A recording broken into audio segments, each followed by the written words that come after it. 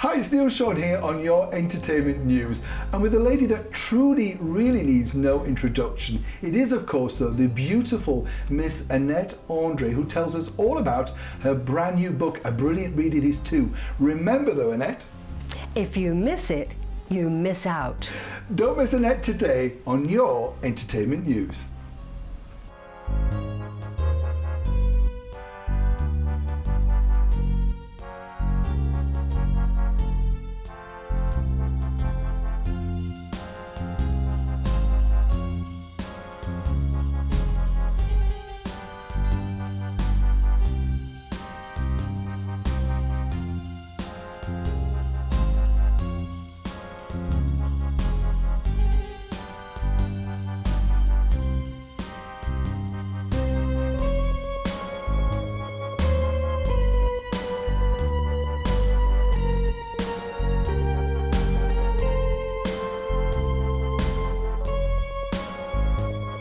Annette, lovely to finally meet you, and thank you so much for bringing in your wonderful book.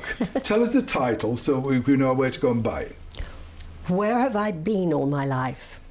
And you've been a lot. I've been a lot. I've been a lot, yes.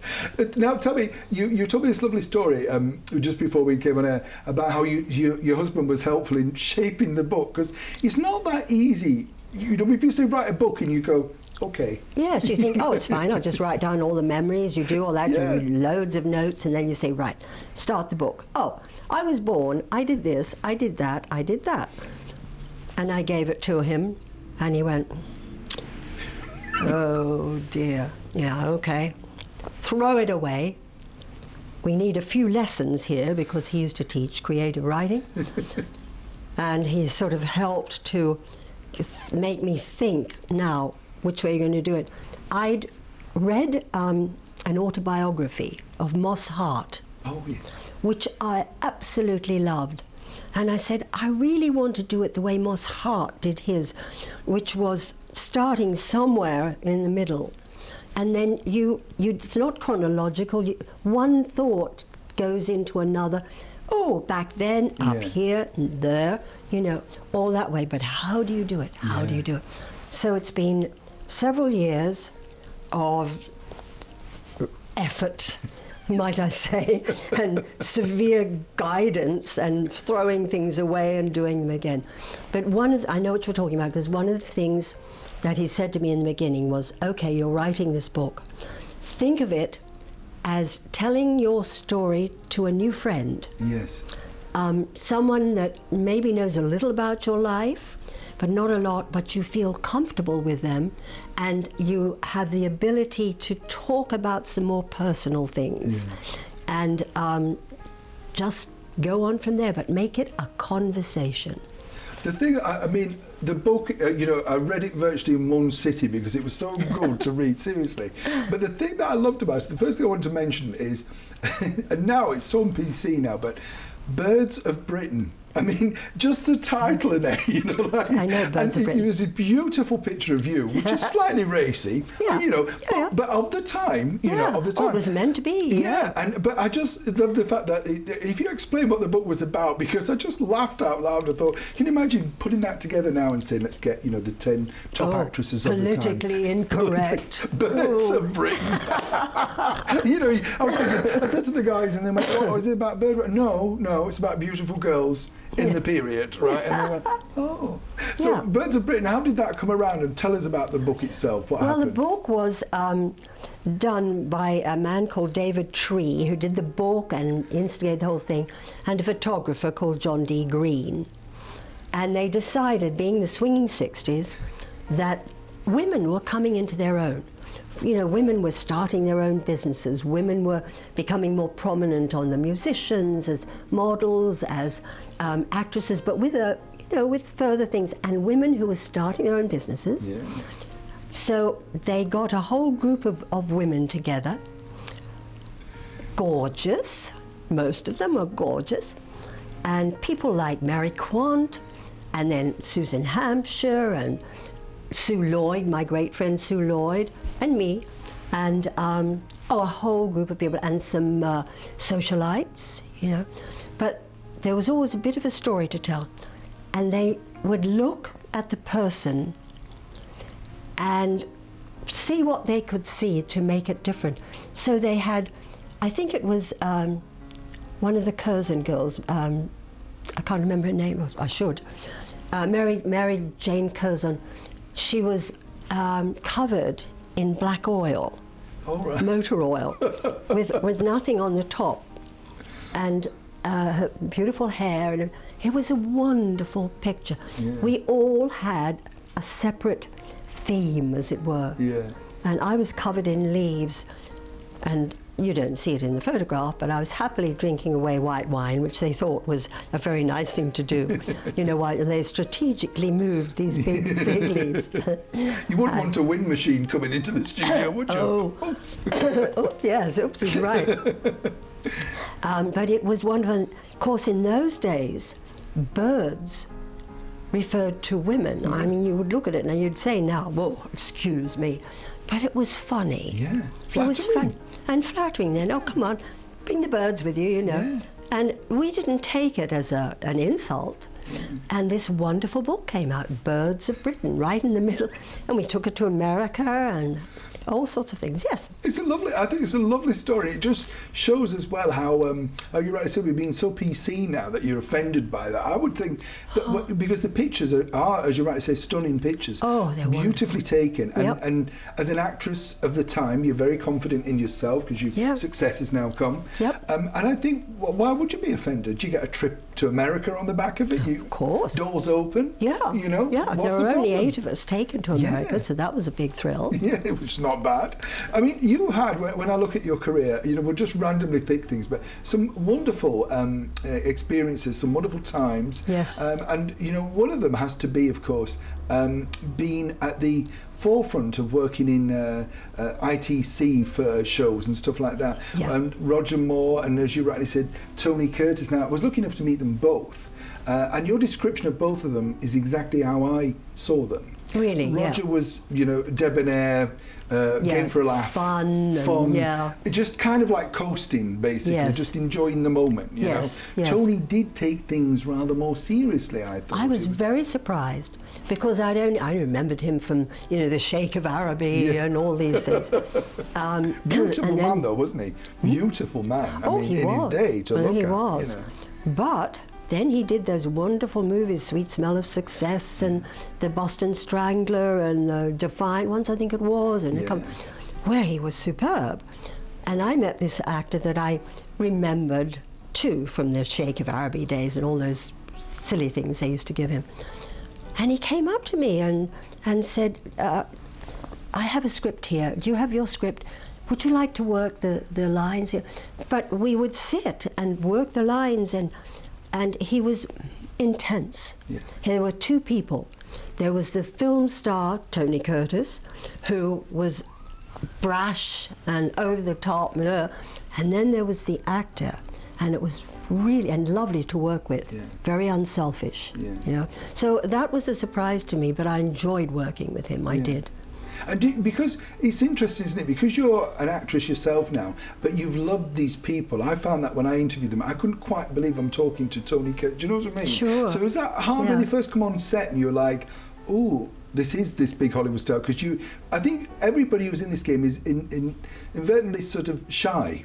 You can't quite believe we're there. Do you know what I mean? If you read the book, you'll see just how shy I was. You were a shy girl, but you know what I mean. But you are a very beautiful lady. So you're in this thing. So they come across thinking you're confident. You're thinking they're confident. Right. So it's this like, Yes. hello. You know, you're not quite sure, are you? I mean, No. Did you get nervous then working with people like that? And did you, sort of think, ooh. I did at first. I mean, to begin with, the first time I worked in The Saint with Roger, I'd never done an episode of a series like that. I mean, we're in England and they were doing it, they could do it in a certain amount of time, Yeah. which in Australia I hadn't had that, we just went on and on until you finished.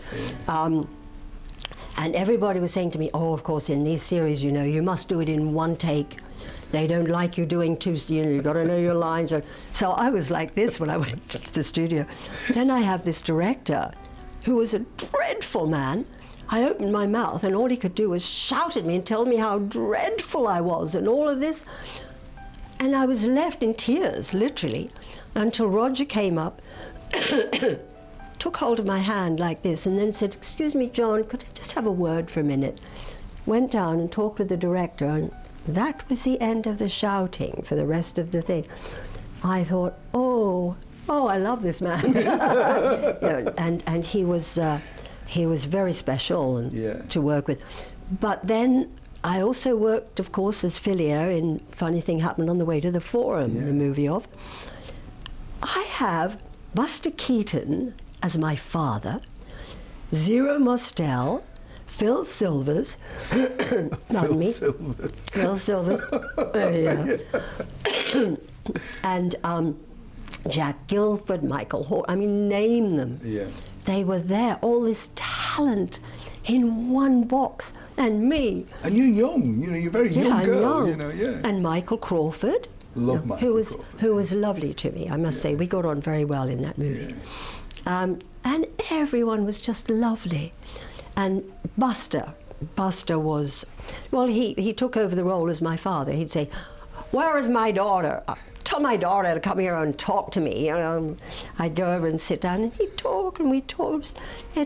I found out that, you know, these people, these big stars, full of talent, there are some that are way up here, but mostly they're actors. Yeah. You know, that's what we all are. And looking for a job, you know, because I love the way that you write in the book as well, and it is a beautifully written book, but I like the line where you say, you know, you kind of waited for the phone to ring, well, hoped the phone was going to ring. Hoped the phone. And it's true, you know, every job you think, is this the last one? Oh, yes. You know, have they found me out? Yeah. You know, did they like me? Will I be ever booked again? Yeah. And it's a terrible thing, isn't it? Because and you describe your beautiful friendship with the late, great Sue Lloyd.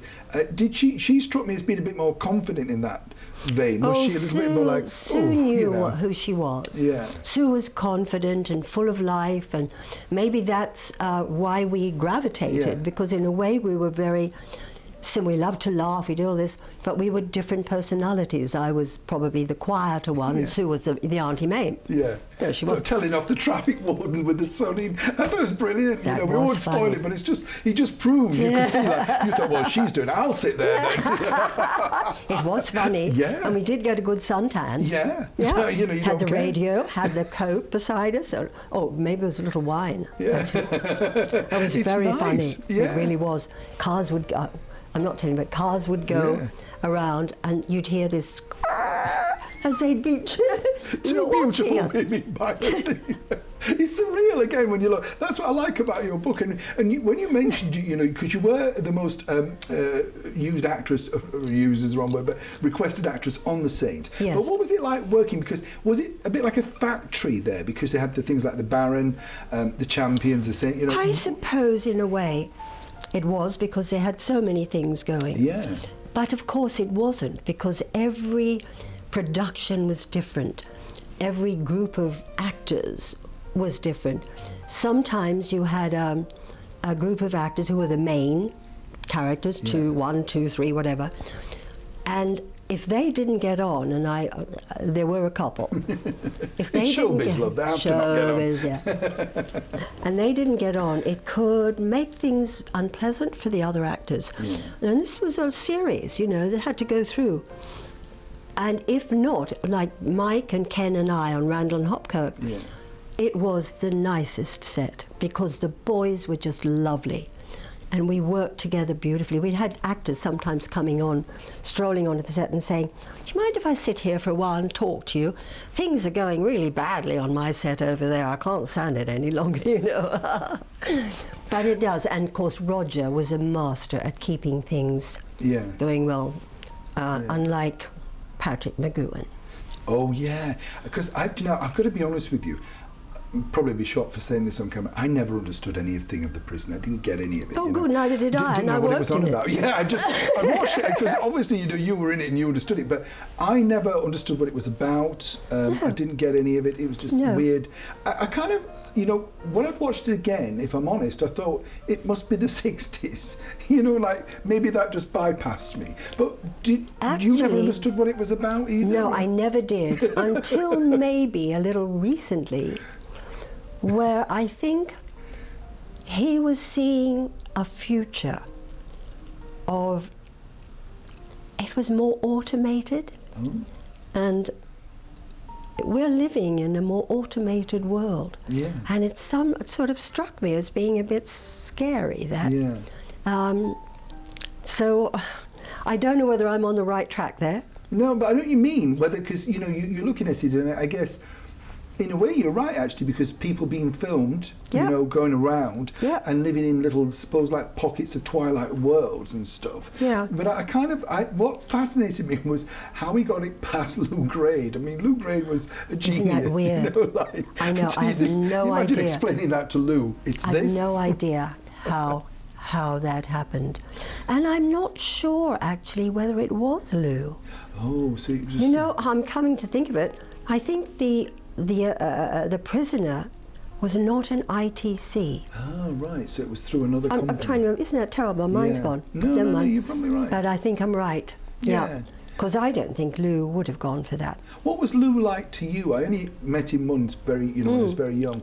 Was he this mogul that, was that an image? Well, you know? it was an image, and it was a bit of each. Yeah. It was a bit of each. Because, I'd see him, I'd say, hello, Lew, how are you? Oh, I'm fine, and we'd have a little chat. He'd be puffing away on his cigar.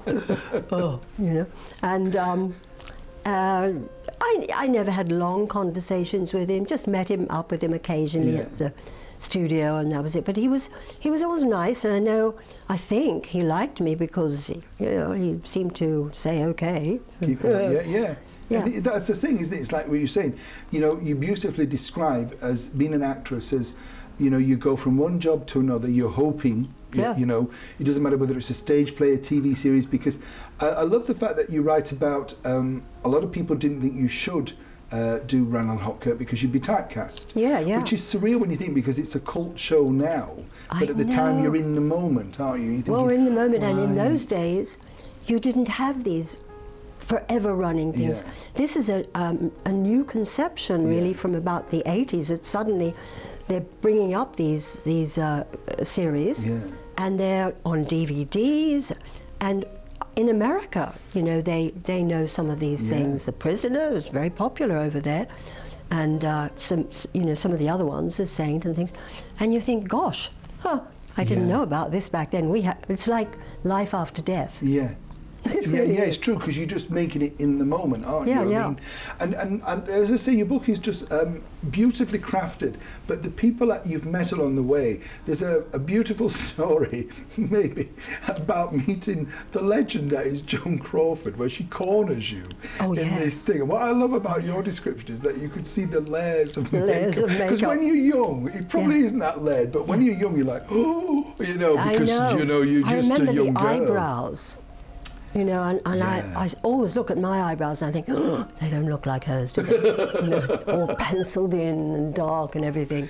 Were you terrified of meeting her? Because, you're a very beautiful young girl. You are competition, and you get it now because we're older, and you think, I get it now. Oh, yeah.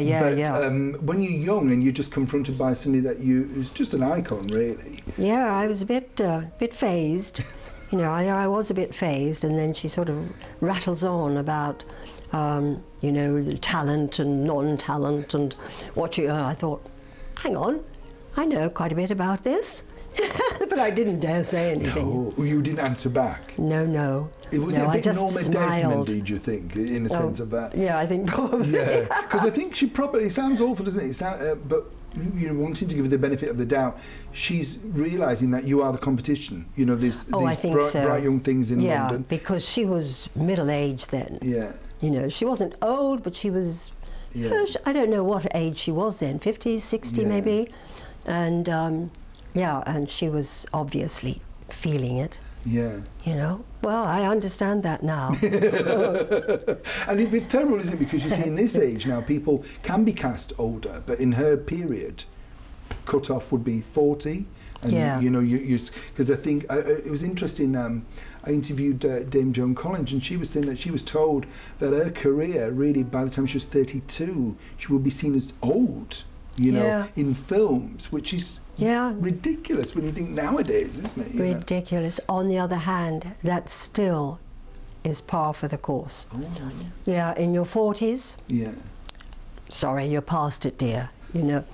And you think, hang on a minute, and you say to them, you know, as far as I know, there are an awful lot of older women around in real life. Yeah. Stories are real life. Yeah. So why am I older? I'm just being another person in the world. Yeah. But no, and I think that's why so many in Hollywood now, they're all getting these facelifts. Yeah.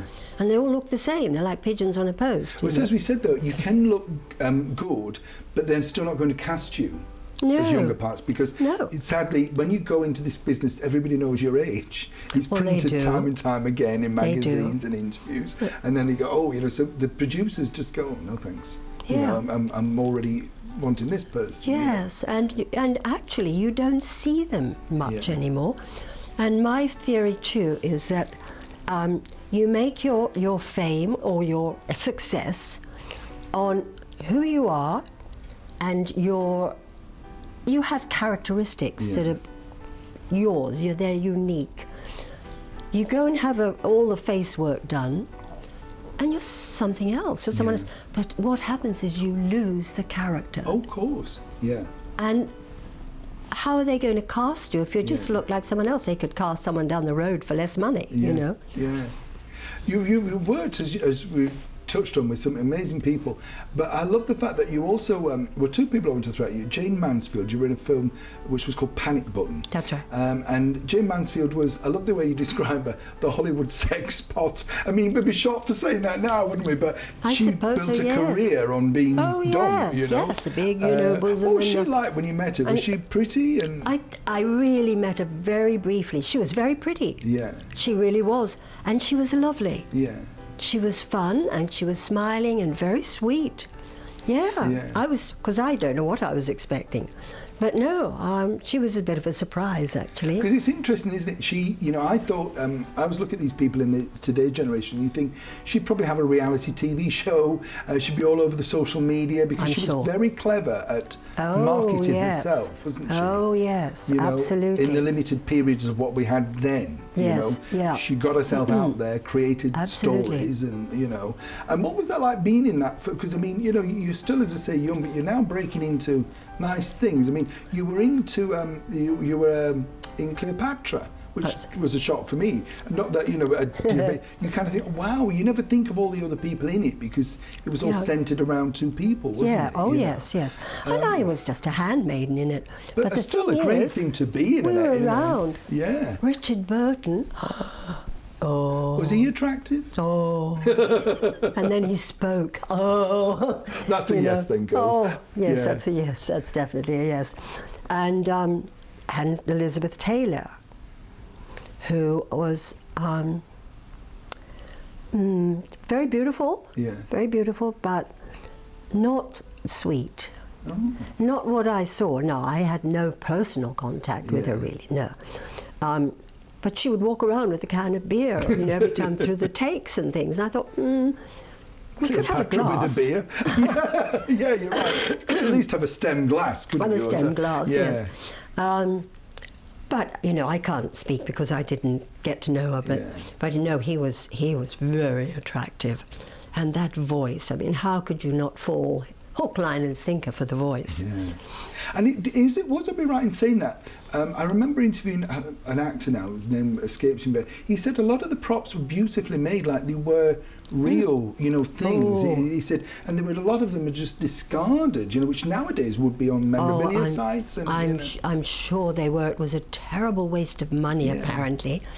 I mean, we were handmaidens, and a lot of us.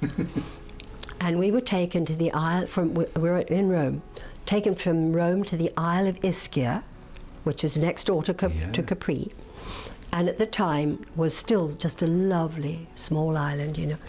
Put up in a hotel, paid whatever it was, which was quite a bit in those days, and we had to be there at the crack of dawn in the mornings. Well, the makeup was amazing. I mean, all beautiful lines and colour on your eyes and things, and then the black Egyptian wig and the costumes and things. I mean, it was amazing, and we were just handmaidens, you know. And in the detail, as you rightly say, it's just incredible, isn't it? It Because was. the camera might be just slowly going past, so but everybody looked Yes. perfect. And this barge that was, you know, done with silver and gold and all the things, you know, the Egyptian type things and everything, and the costumes were fabulous. Wow. Yeah, and we were you there must for have 2 loved weeks, it. I I was going think. to say, was it like a dream moment for you? Because you're like... Well, it was, because I didn't have any money whatsoever. I arrived in Rome with £10. I mean, what are you going to do with 10 Australian pounds? Yeah. And then sort of fell on my feet there. Yeah. And I just had a wonderful time in Rome, and got this movie, and then followed by Panic Button with Jayne Mansfield and Maurice Chevalier. Oh, yeah, you describe him very beautifully my in the book. scene was, And again, you know, because it's hard to imagine, because you're now working, you're a young girl working with these people that you've paid to see in the cinema. That's right. Do you know what I mean? Yes. You're sitting, it's a bit Norma Desmond, you're sitting in the dark watching these people that you're now opposite with. Yes, And that's what I was sort of saying earlier on. Did you get nervous, or did you have to find the actress Annette and go, I'm a fan, but let's just get into this zone? My you know? way of doing things was I was so nervous and so shy and didn't know what on earth how was I going to handle this? Yeah. I would become someone else. Yeah. I put myself into another character, whether it was the character I was going to play or just someone who would be playing that character.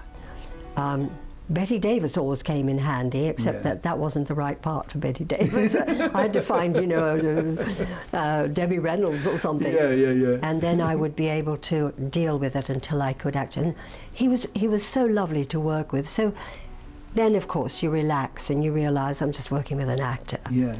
But it is hard, isn't it? Because when you've admired them, oh yes, you know, you're sitting there and you're thinking, yes, oh goodness, and then you want to do good for them because you want to be good for them. Oh, of course. You see what I mean? Oh yes, Yeah. you don't want to fall down. I'm an actress. I want to be good. I want to show what I can do. Yeah. So yes, you have to try to live up to what you hope you are. Well, one person also you touched on who I met very briefly, and this is what's lovely about this job of ours.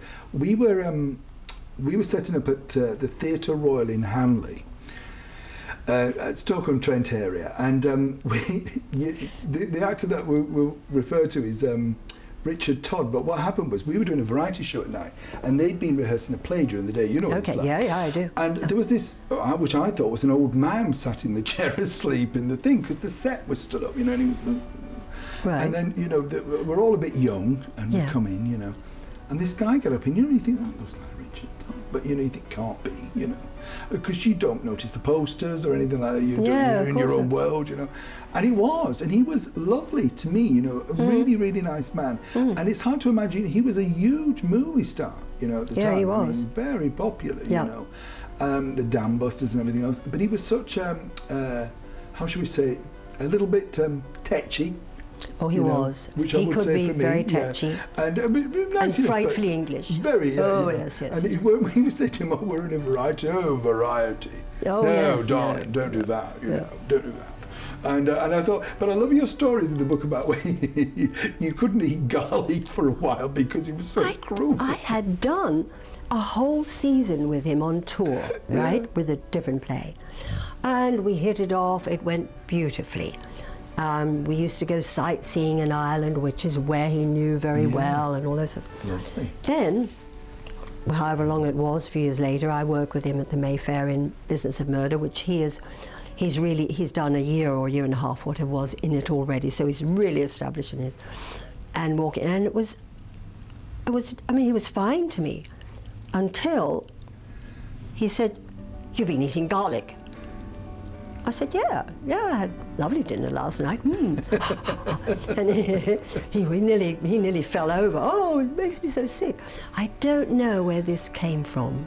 I really don't, what made all this happen, because he hadn't been like that in the tour that we did. He wasn't like that at all. But he'd become entrenched, and I think he felt he was older. Yeah. And I think he felt insecure, and that things could take his concentration, where he might forget a line or something. I know that was possible. You weren't allowed to do anything different. I was working with Eric, there's my mind. Yeah. This is what I had right through the whole book, right? Oh, I remember, But it's hard. That's what I loved hard. about the book, because, as you rightly said, Richard was, shall we say, a little bit tetchier in the second play. But when you look back at your life, you then, I guess, look back with a little bit more warmth, because you realise where they're at. Sure. When you're your age, in that moment, you think, well, why are they a bit cruel, or why are they a bit, snappy? But as you get older yourself, you think, oh, I can see it now. Maybe you're getting a bit more attention. Absolutely. The theatre's filling up because people want to see you. Yes, You know what I mean? And yes. you don't And you get know, it, in the theatre, and I realise now, I actually can't do theatre anymore, which is a shame. I love theatre, but it's my throat. I get it starts to go a little bit. I think, no, I'm not even going to go there. I can do screen work. Yeah. And I think, well, yeah, it gives you an insecurity. It's very hard work in the theatre. Yeah. It's very tough. Yeah, You've you're really got to schlepping have around. a constitution. You've really got to do it. And I admire the people who are older, that really do get up on stage, and they can do it. I could do it, except for the voice, I think. I just don't want to trust it that much. Yeah. So you do realise, as you get on, just things that you faced you hadn't even thought of before. I was always jumping in the deep end of the pool, and Well, now you're young, aren't you? You're just a bit silly, and you think you're invincible. We all do. Oh, of course. You think, well, what are they moaning on about? Yeah, It's I know, all a of good that. job, or we're flying around the country. I love the way you write in the book, you say you have to set off at midnight or arrive at midnight for the digs, and then you turn up and I think it's a lot harder for a woman as an actress, because say you meet the local press, Sure. so you've turned up at, we'll say, in Ipswich, Yeah. and then they send this young reporter, and if you're not looking A1 glamorous, Yes. like you haven't done your roots or whatever we call it, you know what I mean? And then the young girl goes, not as what I thought. Yes, she and was there's gonna always a be. little bit in the writing, and Yeah. you think, oh gosh. Yeah, there's a lovely story, because I want to touch on this guy, but there's a lovely story that Terry Thomas was told by Judy Garland, and she did this wonderful interview with this woman, and at the end of it, she was loving her, and she got on brilliantly, and she thought she was going to get a good write-up. And Judy said, the woman wrote, Judy Garland's not thin, she's not plump, she's fat. Oh. You can imagine, and it's just so cruel, isn't it? The way, because you think the journalist is going to be nice to you, and But because we will run out of time if we gossip. But Cary Grant, you spent a lovely time with him. Well, Cary Grant, again, you must have just been a gog. You're a pretty young girl yourself, but he is like the epitome of like Englishness and beautifulness, isn't he? Oh, and at the time, again, where I'm attracted to the older man. Yeah. He was a lot older then. Yeah. His hair was grey, but looked stunning, and the character in the face and everything, And he was, there were 3 or 4 of us there, but he was chatting away, because he knew one of the people that was there, he knew them quite well.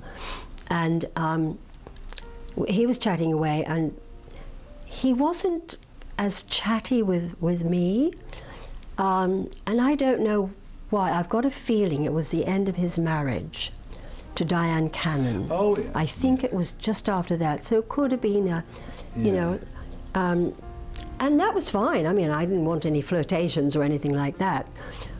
But then he said, well, I was going to go cycling in Central Park. Would you like to come? And I said, well, I can't ride a bike, actually. And he said, no worries, I have a tandem. And I was on the tandem with Cary Grant, going around Central Park, and no one thought it was funny. They all just looked, But what I love about it is, can you imagine, like, if you'd have said, if you can't ride a bike, you can't go then, so you might have missed the opportunity. That's what I mean about being young and a bit silly. Yes. Now you just say, yes! Even if you had to pedal 100 miles or something, you'd go, yes!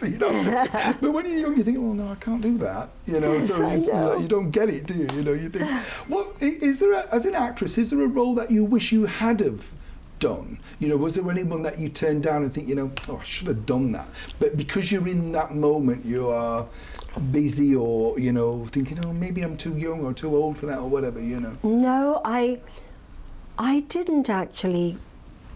If I did turn anything down, I truly thought it was for the best. Yeah. Well, and that's I've good. never thought anything differently. Yeah. there are parts that I must admit, don't ask me what they are because you have to remember them. That I would have loved to have had the opportunity to play. There was one, and I do mention in the book, a theatre where I played Blanche in Streetcar Named Desire. But it wasn't the sort of production I really wanted. I wanted a much better production with a director who really could pull it out of me and pull it, you know. It's a hard role. And a challenge, though, isn't it? A challenge to do. It's a big challenge. You know what it was I mean? a big challenge. And I did it, but I've never felt happy about it. I would have wanted a much better opportunity, you know. But however, I did get to play it. And, you know, you see a lot of roles, you think, oh gosh, I wish I could have done that or whatever. But there we are. That's life, though, isn't it? It is life. Of course, we have to finish on. You are known, universly known, as Jayne in Randall and Hopkirk. Which we were talking about in the green room. I was watching it the other night on TV, and there was a scene across the road filmed there. Yeah. And I was intrigued then, and I thought, I wonder if you were in that scene, you know, because you literally go, oh look, there's the, you know, whatever. Yeah. You know, your memories of it are obviously very warm. I mean, Mike was beautiful, and I think you all came across as that you got on. I think you can see that. In the I think production, so, because you know. it was just a wonderful team. Yeah. And what was there a favourite episode that you had, or did you think, you know? There were a couple. One that I liked working in, because we were supposed to be in Monte Carlo. Of course we weren't. You know, Monty Berman. Were they tight with location? Was it just stick a poster up saying Monte Carlo that people will believe it? Yes, it was all of that. We could have done it abroad, you know, it would have been better. And that was fun because I got to wear evening dresses and, you know, stranger things. But one of the episodes I truly loved was, I've forgotten the name of the episode, but it's where Mike is hypnotized. And I think he actually wrote the episode. I die laughing at it. It was just the most wonderful episode.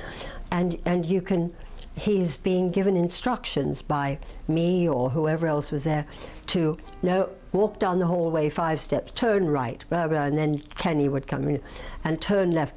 And Mike was I loved that episode. I really did. There's so many, because I came to it late, but there's a great one I saw recently.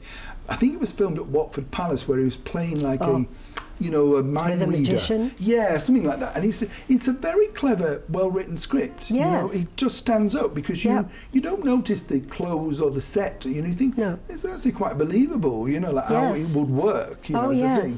Yes. You know, we have to touch on your clothes there because you are very cutting edge in your fashion at that period. Yes. Did you keep any of it or anything, or did I think I kept a few things. Yeah, I think I did keep a few things. Unfortunately, I don't have them now. Oh.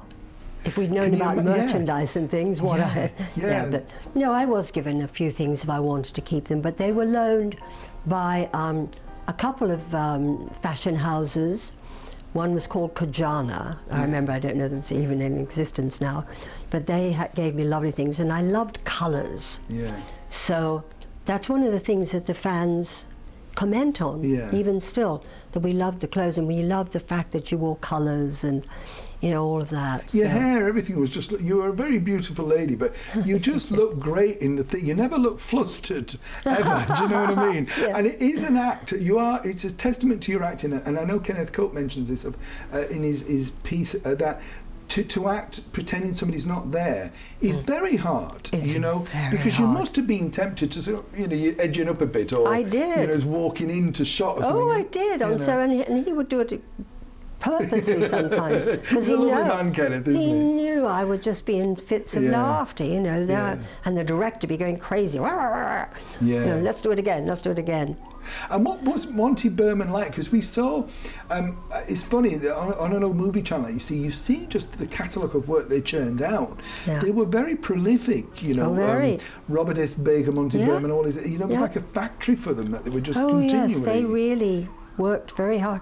Monty did this on his own. Yeah. And Monty was fine. I got on with him, but he would come down to the set almost every day with his stopwatch in his hand, to time how long the takes were taking. And you'd think, come on, Monty. I mean, and then of course you'd blow your lines, you know, and you'd see him go, and the face would get a bit longer. Which is really disconcerting as an actress, isn't it? Oh, it is. You're thinking to yourself, oh, that was going quite well till you stood there. I know, I'm on the timer. Yeah, Because there's a lovely story where you talk about you went on strike because you were freezing in a caravan. You were on some graveyard work. And I mean, that would be a real set then, I presume. You'd go yes, we were out on location in that one. Oh boy. The one that you don't want to be on. The one you don't want to be in. We were there actually several times. And it was always like today. Today is dark and grim and grey and miserable. Yeah. And it seemed to be nearly always like that. And cold. We had this little caravan for the three of us. No glamour, is there? No heater.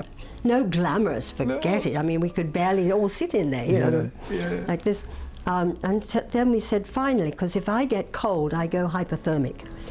Everything seizes up. As you write in the book, you're from a warm, you're used to warmth. I was born, so you're kind of like, well, you know, you would have thought that people might think, oh, yeah, she's in a flimsy dress here, you know what I mean? It's like, yeah. So we just said, no, we're not going to work. Either we get heaters in here. A heater appeared quite quickly. Yeah. It's amazing though, isn't it? Because in today's world of filming, people would be pampered. And you are in this big TV show now, and you're basically driving yourself to work, no cars or anything like that. No, nothing like that. You know, and was it, what was it like in the actual studios? Was it a nice, friendly place to work? Oh, yes. Did you I worked in the makeup I and the worked at commissary Elstree for years, actually, going from one thing to the other, sometimes MGM. But Elstree was a bit like a family. Because you got to know people. When you worked there a lot, you got to know a lot of the tech people and this. You knew all the corridors and all, you know, in the commissary, the restaurant there. And it was a bit like home from home. Did you ever go in the commissary and see people that you liked yourself but daren't go up and say hello to? Was there anybody, you know, like when you suddenly, I remember being in there for myself, like walking in the BBC once and sat next to Jim Whitfield, but you daren't speak, you know what I mean? Because you're like, you know, just like, can I borrow the salt? Well, I knew by then, and was getting to know a lot of them, you know, so you'd say, hi, how are you? And, you know, or you'd walk up and you'd be introduced to someone else. No, it was very easy, and camaraderie was rich. Yeah. I have to ask the question, did you know how, you are still, but did you realise how beautiful you were at the time? You were aware of your beauty, because, you know, you're stunningly, in film and stuff, you are a stunningly beautiful lady, but you're quite self-depreciating in that. You're just an actress in your thing, but well, do you know what I mean? I knew I was attractive. Yeah. You know, I mean, I guess. But I always had something, oh gosh, my face is too plump, or, you know, I need some shading, oh gosh, I've got a thing, I better get rid of that. And my hair is such a pain to do. Yeah. So like all girls, really, you don't, there were faults. Yeah. But do you look back now and say, what was I moaning about? Actually, I do sometimes, because I look and I think, you know, I didn't look too bad. I really didn't look too bad there, and I thought I was quite sort of plump at the time, or whatever. Yeah. I think that's the thing, isn't it? You know, hindsight is a nice thing, isn't it? You look back and think, well, you know, not that bad. Yeah, it wasn't bad, was it? And is there performances that you loved and thought, oh, I did a good, because there was a lovely story in there where you tested for the Champions. Which was a big, again, and these are big shows, you know, like people don't realise now, but they were just, we think of them as cultures, but they were big shows. And you said, you know, rightly, that you didn't think you were right for the part. You went to, of course, another beautiful lady, Alexandra Bastedo, who's, you know, again, it must have been lovely working there for the men. All you beautiful girls walking around, you know, there's you, there's her. And you're like, oh yeah. Did you like the Champions? Because it was a strange show again for me. Well, it was again a strange show. I obviously watched, you know, quite a bit of it from time to time, and I thought they were very good. Who did, you know, the cast. I'm not sure that I was not unhappy that I didn't do it. When you boil it down, I was far happier in Randall and Hopkirk. You've got more of a comedic line, though. I think did. We I could did see the eventually comedy get in it, you. because I love comedy, Yeah. and I had done quite a bit in my past, you know. Yeah. And so the idea of putting more comedy in, we used to stay behind sometimes at the studio, Ken and Mike and I, and talk about the next day's script or the next script coming up, and what we could maybe do, talk to Dennis Spooner about changing that or doing. And they did try, well, they helped in bringing me more into the series. Yeah. They were wonderful like that. And then we talk about where you could get some comedy in, and it would be really funny if we did that. Monty Berman, they just didn't think ahead. Yeah. Monty Berman would say, no, and I think probably Lew Grade said no. In America, they won't like that so much. It's comedy and drama. Well, I must admit, the Americans were pretty dull in that way over then, you know. And they didn't understand the English humour. They still don't. Well, we are quirky because we do laugh at death. I know. Do you know what I mean? See, I love this sense of humour. Yeah. I love the English sense of humour. It's macabre wonderful. in a sense, but it's kind of like, you know, there's lines where Kenneth says, well, remember, I'm dead here, you know, that sort of thing. And you two are just chatting as if, you know. But of course, we get it, but I guess maybe they did read it as a bit like, well, could it be disrespectful? Oh, you know? I think so, so. Because I try out my English humour to people over there, and it's met with a, oh, yes. And I think, that was funny. I know. I think we were talking briefly about Dick Emery, and I was saying to you that, you know, I loved all the Mandys but apparently he's on PC now. But at the time you think, well, the Bother Boy was stupid, you know, he couldn't do anything. Mandy was just a nutter, you know. The vicar, we'd all met a vicar with the teeth like that, hadn't we? And the melons, and you know, it was all brilliantly executed. Oh, you know? yes. And I think, why don't you know? But when I played that to someone, one of the young boys, I said, "This is funny," and they went, "Is it?" I know. There's one example that I think is perfect: the English version of House of Cards. Oh yes. And the American version of House of Cards. The English version is just so, I mean, Arthur and I used to laugh at that, because that biting humour about these things which were serious was, it was just so subtle. Ian Richardson was brilliant at turning to camera and just pinging the scene, wasn't he? Absolutely. Yeah. And they can't do that in America. Yeah. They just don't get it. Yeah, oh God. So I can see the problems that they had, I guess, because then you're bringing comedy into R&H, and then they're thinking, oh, you know, that's... Yes. You were in the Avengers also, am I right in that? Yeah. What was that like? Because, I loved Patrick. I didn't know him till I worked in it, but he was just lovely to work with. Yeah. And he again was another actor who was very, very shy and withdrawn and insecure. Oh, wow. But there on the set, he had such warmth that came across, and I liked my performance in that. I've seen it recently. I thought, hey, I like that. We really worked well together. You know, it was just sort of young, but he was lovely to work with. I enjoyed It's interesting, isn't it, that you talk about Patrick, because he's this debonair, confident, you know, everything like you would like to be, if you like. And you say he's shy, a little bit, you know, insecure. And so maybe that's the great thing about being an actor. You get to be the person you want to be. That you want to be. But you're not. That's part of it. There are actors who are actually pretty self-secure, you know, and aware of things and this. And I think that's fine. I think what gives it the edge is a whole lot of actors off screen can barely talk. I mean, I worked with John Hurt way back in a film called This Is My Street. And I think I don't know whether it was his first movie, but it was early on in his career. And he was lovely. And he and I got on really well. Two shy people, insecure, you know, sitting there chatting to each other was really good. And then he comes out and does all those wonderful parts that he did through his career. I never met up with him again, but I just loved him. And he was very insecure, but you put him in front of the camera and bingo, it all happens. Yeah. Because you have to get up on a stage, if you're not secure, you have to be someone else. Yes. Otherwise, you couldn't get out there and say, whoa, you know, bop, bop, whatever you have to do, sing a song, dance, or just be dramatic. Yeah. You can't. Yeah, so... You know, Annette, I could talk to you for hours. You're a fascinating lady.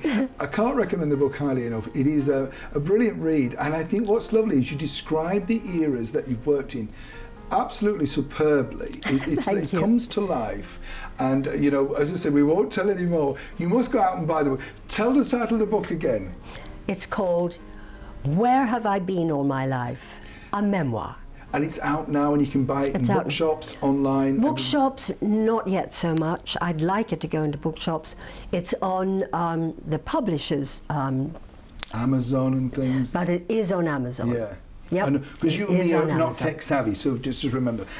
Yeah, I'm not tech savvy. I'm one of these people that, you know, I just want to go to a bookshop. I'm still old-fashioned and think, I love just bookshops. go to the bookshop, let's buy it and go, you know. Oh, to take the book, to feel. I won't read online. Yeah. I simply won't read online. I have to have the book. I brought one with me today in case I had to wait for you or something. Yeah. And it's in my bag, you know, and I would sit there, open the book, feel the pages, you know, and read the thing. I can't stand reading on a screen. Well, this is the thing about your book. I read it, and then I kept reading back, because you know, you just delve into it in another bit, don't you? You think, oh, I missed that bit, you know, whereas I don't think you do when you're reading electronically. Yeah. You don't, but with a book you kind of like, oh yes, you mentioned that, you know. Yes, and you can go back. Yeah. I mean, electronically I get lost. Yeah. I mean, I'm trying to go back and suddenly it's the beginning of the book and I'm, you know, 3/4 of the way through. I think, how do I get back there? No, I can't stand There'll be lots of people that want to read them electronically, don't there? Annette Andre, thank you so much for being my guest today. It's been an absolute thrill. I've thoroughly enjoyed talking to you and meeting you. Thank you.